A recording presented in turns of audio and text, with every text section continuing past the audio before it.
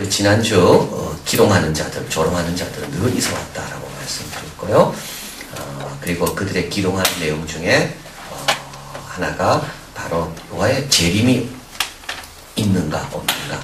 세상은 처음부터 지금까지 그대로 있다. 그래서 주님의 다시 오신다는 약속이 어디 있는가. 그런 재림에 대한 조롱이 있다 말씀드렸습니다. 그러나 하나님에게는 하루가 천년 같고 천년이 하루 같은 이 한 가지를 잊지 말라. 이 말은 기다리는 방법에 대해서 말하는 거죠. 하나님 안에 있으면 천년도 하루처럼 잘 기다릴 수가 있다. 여러분 기다리는 것이 힘든 이유는 왜 그렇습니까? 날수를 자꾸 재고 있기 때문에 그렇다는 겁니다. 날수를 잴 필요가 없습니다. 날수 재지 말고 뭐하라 그랬습니까? 단위를 크게 가지라 그랬죠. 단위를 크게, 스케일을 크게 멀리 바라보면 이 기다리는 것이 그렇게 힘들지가 않습니다. 그래서 뭐 몇 시간 지났냐, 뭐 몇 분 지났냐, 뭐 이래 되면 초조하게 되고 마음 조급하게 되고 잘 못 기다립니다. 그러나 하나님에게는 천년이 하루 같구나. 하나님에게는 하루가 천년 같구나. 그래서 이 날수의 단위가 하나님 앞에서는 이건 의미가 없어진다는 거. 내가 뭐 몇 년 기다렸다? 그런 말 할 필요가 없다는 거예요. 뭐 몇 년 기다린 것 같고 뭐 지금 이야기하는 거예요, 지금. 몇 년은 뭐 몇 분밖에 안 되는 거예요, 지금. 천년의 단위를 따지면. 하나님 내가 이렇게 오랫동안 기다렸는데 왜 응답이 없습니까? 그거는 뭡니까? 그건 지금 하나님의 단위를 지금 잘 모르고 있다는 거예요. 하나님 안에 있다면 하루도 천년 같은 가치 있는 삶을 삽니다. 하나님 나에게 왜 인생이 이렇게 짧습니까? 나에게는 왜 이제 깨닫고 이제 시작합니까? 하나님 너무 아깝습니다. 그렇지, 그럴 것도 없다는 거예요. 하루 잘 보내면 어떻게 됩니까? 천년이 되는 거예요. 천년. 하나님에게는 이 단위라는 것이 우리 생각하는 단위와 다르다는 거예요. 아까워할 필요도 없고 낭비함도 없고, 그리고 또 뭐 지루하다 생각도 안 돼요. 하면 안 되고, 내가 너무 오래 기다렸다 이런 말도 사실은 안 만든 거죠. 내가 더 기다려야 되냐? 이것도 안 만든 거죠, 지금. 하나님의 단위는 내가 생각하는 단위하고 다르다는 거예요. 지금 내가 생각하는 그 단위를 갖고 자꾸 생각하다 보니까 내가 뭐 오랫동안 참았고 뭐 기다렸고 뭐 이런 말 자꾸 하는 거잖아요. 그런 말 하지 말라는 거예요. 아무리 오래 참아도 몇 분밖에 안 된다. 하나님 단위로 치면. 하나님이 기다린 것에 비하면 우리가 참은 건 아무것도 안 된다는 거예요. 그 정말 하나님 은혜 안에 있으면 그게 감사한 거죠, 오히려. 자, 그래서 이제 오늘은 주의 날이 어떻게 임하냐, 마지막에 임한다에 대해서 말씀을, 도전같이 임한다 되어 있습니다. 급하게 임하는 겁니다. 아무도 모르는 상태, 예고 없이 통보 없이 임한다. 그래서 깨어 있어야 된다는 거죠. 9.11 테러, 저는 이걸 볼 때마다 9.11 테러 할 때 월드 트레이드 센터가 무너진 걸 보고, 제가 거기 가가지고 월드 트레이드 센터는 하나의 그 나름대로 세계였다 그러잖아요. 그 안에서 모든 게 다 해결되는, 그 안에서 그 사람들끼리 그 친하게 지내면서 그 월스트리트에 근무하는 그런 그 특별한 계층의 사람들, 거기에서 그 앞에 팍에서 연주도 하고 점심시간 때, 그래서 사람들이 중간에 쉴 때는 음악도 듣고 자기들끼리 행사도 하고 자기들끼리 즐거움도 가지고, 전철이 바로 그 앞에 오잖아요. 그 전철에서 내려가지고 맨하탄 그 남쪽에서 세계 중심. 근데 갑자기 임한 거 아닙니까? 비행기가 한 대가 와가지고 그대로 친 거 아닙니까? 그 엄마들이, 그 아빠들이 아이 학교 데려다주고 온 거 아니에요? 자, 그럼 오늘 오후에 만나자. 저녁에 내가 픽업하러 올게. 그리고 와서 일하다가 그냥 당한 거 아닙니까? 그 아이들이 지금 10년 지났잖아요. 그 아이들은 학교가 끝나고 엄마를 기다렸다는 거 아닙니까? 근데 그 엄마는 이미 돌아가신 거예요. 갑자기 온다니까요. 준비하고 있어야 된다니까요. 그래서 자꾸 뭐 땅에 쌓아두려고 하면 안 되고, 하나님 기회 주실 때 자꾸 하늘나라에 미리 보내놔야지, 갑자기 와도 우리가 억울하거나 우리가 죄송하지 않는 거. 갑자기 옵니다. 그리고 또 몇 분 있다가 또 그 다음에 또 친 거 아닙니까? 그러니까 그 다음부터는 막 뉴욕 전체가 그냥 막 엉망이 되면 엉망이. 아무도 상상하지 못했지. 그리고 오늘 본문에 보면 우주적인 변화가 하늘이 큰 소리로 떠나가고 체질이 뜨거운 불에 풀어지고 땅과 그 중에 있는 모든 것이 다 드러나고, 그게 무너질 때 사람들은요 뭘 느꼈을까요? 그 월스트리트에 있는 제일 높은 건물 아닙니까? 지금도 102층인가 짓는다 그러잖아. 지금 짓고 있는데 그게 막 내려앉을 때 사람이 그걸 보면서 뭘 느꼈을까요? 참 말할 수 없는 어떤 그런 그 악의 힘이 저렇게 강한가? 우리가 저렇게 힘없이 저렇게 당하는가? 우리 힘이 이렇게 연약한가? 보고 볼 때마다 무너져 내리는 거. 말을 표현할 수가 없는 거. 이게 주님 나라, 주님이 오실 때 이루신다는 거. 지금 뭐 큰 건물 짓고, 용산에도 뭐 짓고, 지금 뭐집니까? 롯데월드에도 짓고, 뭐 다 짓는데, 그것이 한순간에 확 무너져 내릴 때, 그때 그걸 바라보는 우리의 심정. 고급 아파트들, 고급 주택들, 고급 빌라들, 그런 게 수십억씩 들여가지고 잘 지어놓고, 그런데 그것이 한순간에 그냥 재가 돼가지고, 하늘이 큰 소리로 떠나가고, 체질이 뜨거운 불에 풀어지고, 얼마나 뜨거우면 이게 다 풀어집니까? 땅과 그 중에 있는 모든 것이 다 드러나고, 막 뒤집어지고. 근데 이것이 아무도 모르는 상태에서 온다는 겁니다. 뭐 지진 같은 것도 여진의 어떤 사인이 있는 것도 아니고, 그냥 오는 거예요, 그냥. 자, 그리고 이제 그게 끝이 아니죠. 새하늘과 새 땅이 이제 임하는 겁니다. 그 뒤로 쭉, 그게 이제 정리가 된 다음에, 그런 것이 다 재련되고, 더러운 불순물이 다 타고, 귀한 것만 남는 거죠. 불을 이겨낼 수 있는 것만 남는 거죠. 그것만 다 남는 겁니다. 그러고 나서 우리는 새하늘과 새 땅을 바라봅니다. 근데 놀라운 것은, 바라보는 우리는 괜찮다는 거죠. 바라보는 우리는 새하늘과 새 땅을 바라보는 의가 거하는 바 새하늘과 새 땅. 그래서 아브라함이 주님께서 지으실 그 성을 바라보면서 환영했던 것처럼 우리는 그걸 환영한다는 거. 그런데 새하늘과 새 땅에 상관없는 사람들은 이 무너지는 것으로 인해 자기 마음도 무너지는 거, 희망도 무너지는 거, 자기가 이걸 위해서 그렇게 그동안 희생하고 헌신하고 살아왔다는 것, 그 모든 수고가 여기서 다 무너지는 거. 자, 그래서 이런 날이 온다는 겁니다. 우리 개인적으로도 올 수가 있는 거죠. 개인적으로도 어느 순간 주님께서 데려가면 이제 가는 거죠. 어느 순간 주님께서 뭐 우리 성수대교 건널 때도 마찬가지 아닙니까? 그래서 우리 한 목사님은 잘 다녀오겠다는 말 안 한다 그러잖아요. 잘 가겠다고 이야기하죠. 어머니한테 늘 인사할 때 어머니 잘 다녀오겠습니다 이 말 안 한대요. 오는 건 보장할 수 없다. 가는 거는 가지마. 자, 그래서 주의 백성 어떻게 살아야 됩니까? 11절 12절 이 모든 것이 이렇게 풀어지리니 너희가 어떠한 사람이 되어야 마땅하냐. 거룩한 행실과 경건함으로 하나님 날이 임하기를 바라보고 간절히 사모해라. 거룩한 행실, 다르게 살아라. 우리는 다르게 사는 거예요. 다르게 사는 게 어떻게 사는 거예요? 첫째, 부지런합니다. 14절 점도 없고 흠도 없이 평강 가운데 나타나요. 점도 없고 흠도 없으려면 부지런해야 됩니다. 집안이 깨끗하려면요 정말 청소 열심히 해야 돼요. 이게 더러울 수밖에 없어요. 우리도 발이 더러워질 수밖에 없거든요. 이러려면 어떻게 됩니까? 매일매일 씻어야 됩니다. 그래서 이 다르다는 말은 뭐에 다르는가 하면 이 점과 흠을 없애는 데 있어서 부지런하다는 거예요.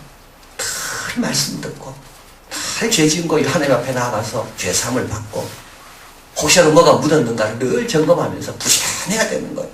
이게 게으르면 신앙생활은 절대 못합니다.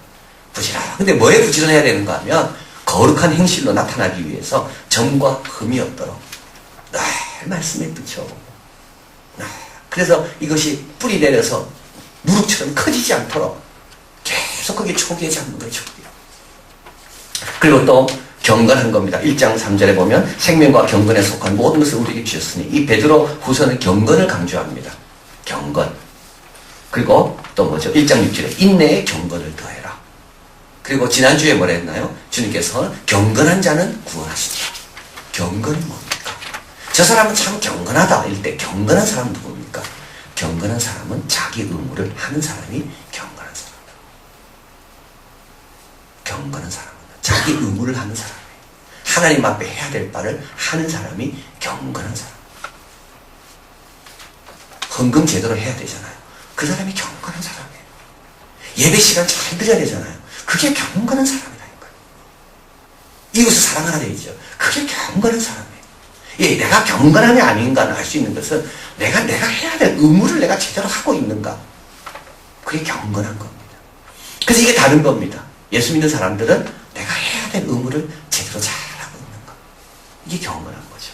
그리고 재림을 재촉합니다. 간절히 사모하라는 말은 무슨 뜻인가요? 빨리 오게 하라는 말이에요. 빨리, 주님 빨리 오시도록 해라. 세 가지 할 수 있죠. 첫째, 기도입니다.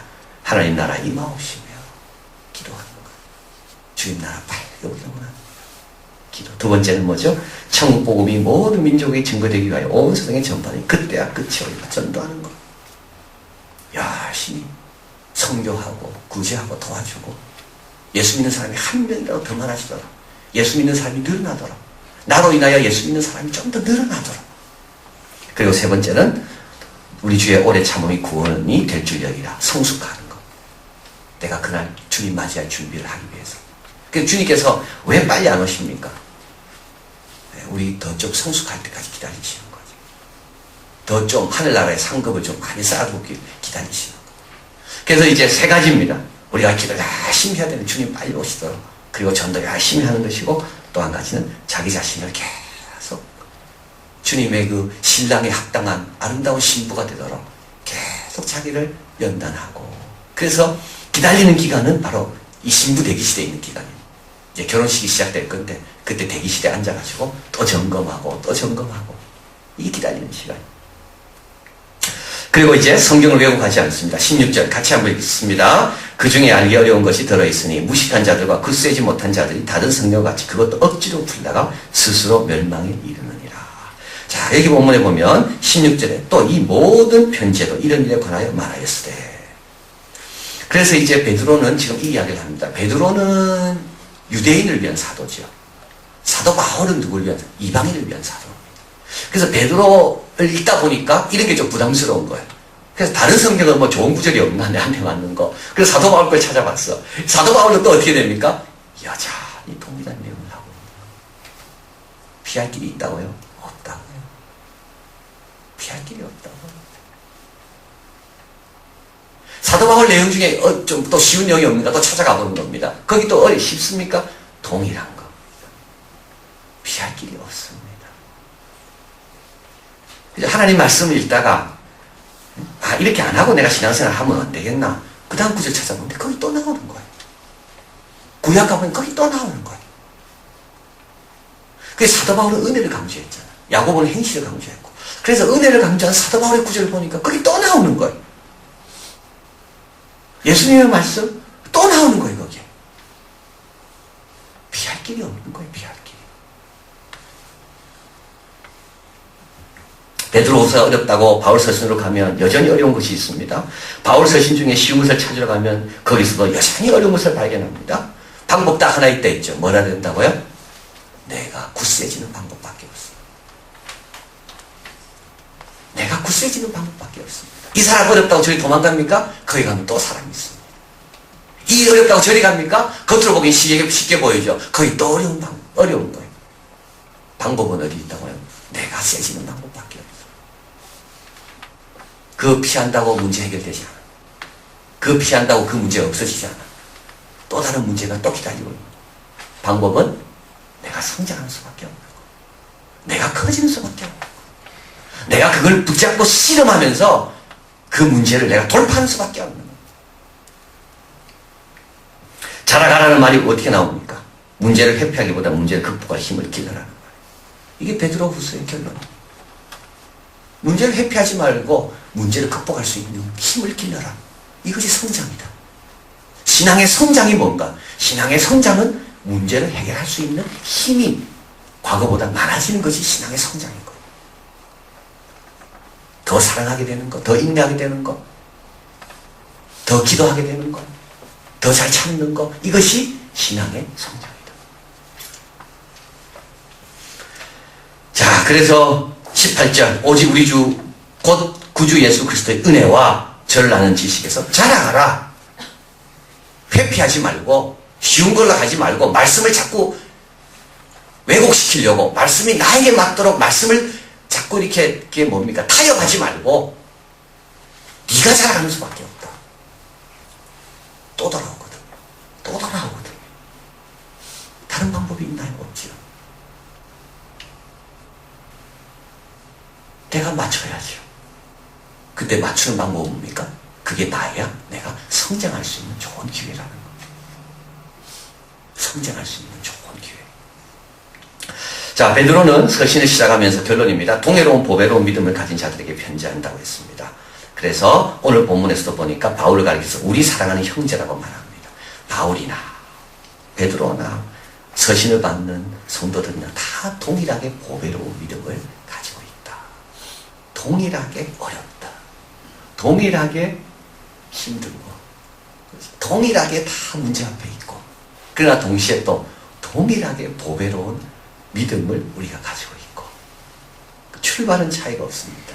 근데 문제는 얼마만큼 내가 성장해 있는가. 그게 다른 거죠. 다 동일한 믿음을 갖고 있지만 어떤 사람은 그 믿음으로 점점 자라고 있고 어떤 사람은 그 믿음이 다 걸려 있고 문제는 얼마나 더 많이 더 높이 더 많이 성장하느냐에 있다. 자, 자라가면 열매 맺죠. 자라가면 흔들리지 않습니다. 자라가면 남을 도울 수가 있습니다. 여러분 흔들린다는 말은 뭡니까? 내가 아직 연약하다는 증거입니다. 내가 흔들린다는 말은 연약하다는 증거입니다. 그리고 내가 잘 자라야 남을 돕습니다. 내가 잘 자라가 가지가 많아야 새들이 깃들고 그늘도 생기잖아. 내가 자꾸 자라야 되는 거예요. 그래야지 흔들리지도 않아요. 웬만한 바람에 버텨내는 거예요. 자, 저한 칼빈이 이야기한 거 한번 읽어봅니다. 멈추지 말고 앉아있지도 말고 앞으로 나가는 것이 가장 안전한 길이에요. 가만히 있으면 안 되는 거지. 가만히 있으면 위험한 겁니다. 가장 안전한 길은 어디라고요? 내가 앞으로 나가는 길인 거. 자, 그러면서 이제 마지막으로 영광이 이제와 영원한 날까지 저에게 있을지어다. 자, 이게 열쇠죠. 어려운 말씀 앞에도 물러서지 않는 이유는 내 영광이 아니라 하나님의 영광을 생각할 때. 내 영광만 자꾸 생각하면 우리는 자꾸 피해 다니는 거. 그러나 하나님의 영광이라고 생각하면 어려운 것도 붙들고 놓지 않는 거. 그래서 참 이게 신앙의 근본 동기를 자꾸 점검해 봐야 되는 거. 영광, 나는 누구의 영광을 위해서 내가 신앙생활 하는가. 그래서 종교인하고 신앙인하고 다릅니다. 종교인은요, 관심이 자기에게 있어. 종교인은 관심이 자기에게 있어. 그래서 종교 활동을 하지만 그게 다 어디에 와 있습니까? 자기 이해관계에 있는 거예요. 신앙인은요, 그리스도인은요, 영광이 그리스도에 있는 거예요. 내가 어떻게 주님 더 본받고 주님 더 영광스럽게 하는가. 근데 우리가 종교인이 되기가 너무 쉬운 거예요. 자, 그래서 지금부터 영원까지 영광을 돌려라. 영광이 저에게 있을지어다. 지금부터, 이제부터, 지금부터 영광 돌리기를 시작해라. 이것이 성장하는 길이죠. 말씀에 주의하고 약속을 의심하지 않고 이거 하나님 영광 돌리는 길입니다. 우리 하나님 말씀한 분이 언제 영광 받으시겠습니까? 말씀은 내가 의심하지 않는 거죠. 그리고 그분이 임하도록 사모하는 거, 그분을 기다리는 거, 이게 그분이 영광 받으시는 겁니다. 그죠? 왕이 오도록 기다리고 있는 거, 그 왕이 얼마나 좋아하겠어요. 영광 받으시고. 그리고 그분의 은혜와 지식 안에서 자라가는 거. 내가 계속 그분 닮으려고 자라가는 거. 그게 내 소원이 되는 거. 그럼 그분은 영광스럽게 생각하는 거. 여러분, 누가 여러분 닮고 싶다 하면 그 영광스럽잖아요. 나는 우리 어머니 닮고 싶다. 우리 아빠같이 내가 되고 싶다. 얼마나 영광스러운 겁니까? 우리가 내가 예수님 닮고 싶습니다. 나는 다른 목적이 없고요. 나는 예수님처럼 나는 그렇게 살고 싶습니다. 예수님 그렇게 나를 만들어주세요. 이러면 예수님이 제일 영광 받으시는 거예요. 그래서 누가 어떨 때 영광 받습니까? 큰 업적을 이룰 때입니까? 그건 자기 영광이 자기 영광. 뭘 많이 이루고 하는 걸 가보면요, 하나님 영광 돌린다 하지만 그건 자기 영광이에요. 진짜 예수님이 영광 받으실 때는 언제냐면, 나는 예수님처럼 살고 싶습니다. 그래서 나는 예수님 닮는 게 내 최고의 목적이에요. 이러면 얼마나 영광스럽겠어요. 누군가 저한테 와가지고 저는 목사님 같은 목회자가 되고 싶습니다. 최고의 영광이죠, 이거는. 그리고 누가 와서 나는 목사님 오기를 기다리고 있습니다. 최고의 영광이죠. 목사님 말씀 나는 절대 의심하지 않습니다. 그대로 다 믿습니다. 이 최고의 영광이죠, 이게. 그거와 전혀 상관없이, 저하고는 상관없이 막 쌓아놓고 자기 막 혼자 성공하고 막 누리고, 그러면서 말로는 하나님께 영광이라고요. 사람은 속일지 몰라도 하나님은 안 속습니다. 우리 하나님은 언제 영광 받습니까? 하나님 기다릴 때. 월드 트레이드 센터 같은 그런 미국의 최고의 엘리트들이 가가지고 막 돈 벌면서 그런 것보다도 나는 이것보다 하나님이 더 좋습니다. 나는 이거 아무것도 아닙니다. 나는 우리 하나님이면 됩니다. 한나가 기도한 것처럼. 하나님 같은 반석은 없습니다.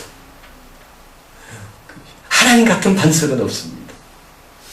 이럴 때 우리 하나님 영광 받으시는 거. 자, 그래서 우리도 다 동일한 고백 가운데 있습니다. 얼마나 하나님께서 감사해야 될지 몰라요. 우리에게 다 베드로에게 있는 거 주셨고, 바울에 있는 거 주셨고, 그것뿐만 아니라 더 감사한 거는 그들에게 있는 고난도 우리에게 주셨고, 가시도 우리에게 주셨고, 그리고 더 감사한 건 뭡니까? 어려운 말씀도 우리에게 주셨고, 얼마나 감사해요. 어려운 말씀이 있으니까. 그게 신앙생활을 도전해 볼 만하고, 그걸 놓고 기도해 볼 만하고, 그거 갖고 한번 돌파해 볼 만하고, 그러면서 어떻게 되나요? 우리 하나님 영광 받으신다. 그래서 베드로는 마지막 결론으로 이제와 영원토록 우리 주 예수 그리스도에게 영광이 있을지어다. 뭐가 영광인가? 그러면 흔들리지 않고 승리할 수가 있다. 여러분, 계속 자라가는 수밖에 없다. 피하지 말고 도망치지 말고 자라는 것이 문제 해결이다. 꼭 기억하시길 바랍니다. 기도하겠습니다.